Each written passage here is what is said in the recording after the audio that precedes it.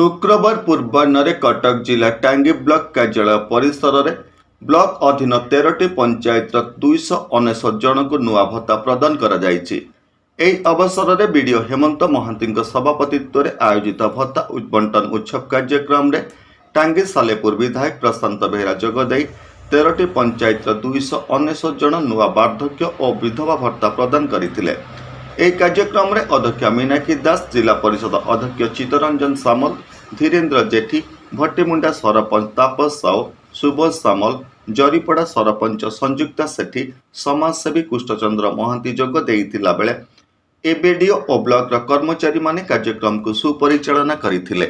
टांगीरो Lingaraj पंडांक report, Holi TV Odia. नमस्कार, मु लिपिका आपण मानको स्वागत करछि नुआ रूपरे होली टीवी ओडिया। होली टीवी ओडिया सहित जोड़िया आपण माने लाइक करंतु, सब्सक्राइब करंतु।